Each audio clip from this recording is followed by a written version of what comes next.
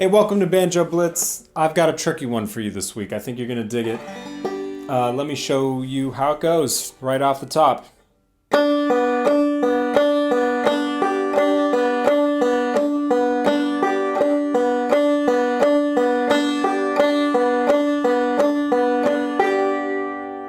Okay, it probably sounds deceptively simple, but there's some real bugaboos hidden in this exercise that we're going to talk about. The exercise is simply 3 drop thumbs in a row on the open first and second strings, followed by a ditty, and then you loop the whole pattern. But what makes this exercise interesting is that it really forces you to focus on thumb control and how hard you're picking that string up with your thumb. Now, the banjo is interesting because we've got the short string on one side. I mean, the banjo is interesting for a lot of reasons, but one of the weird things about the banjo is we've got this short string.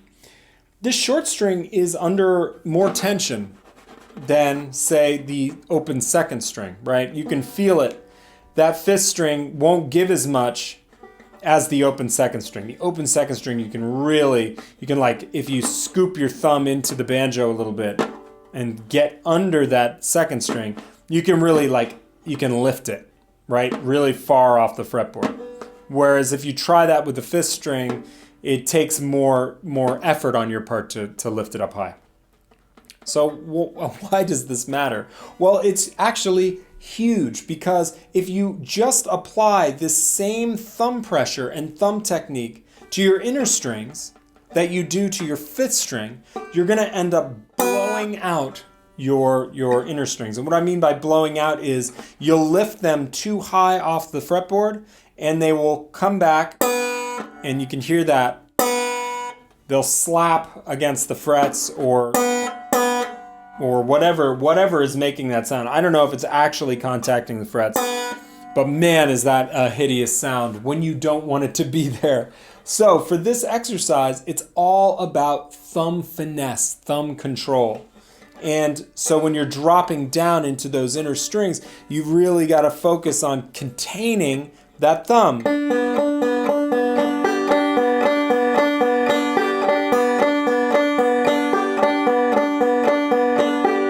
All right, let's get this beast up to speed. I'm just going to jump right into something fast.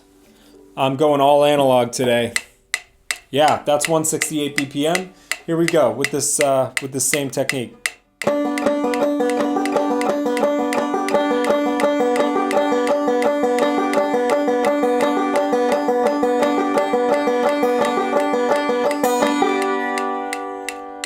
Faster than I had expected. You heard me lurch there in the beginning.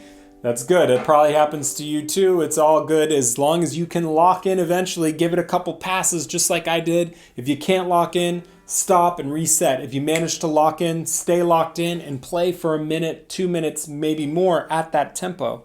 That's really good stuff. So just be aware as you're listening to yourself play this technique, you need to make sure you've got to watch how your thumb is approaching that second inner string, because the tendency is going to be to either play it way too quietly because you're worried about slapping the string, or to play it way too loud, in which case you'll know right away what the problem is.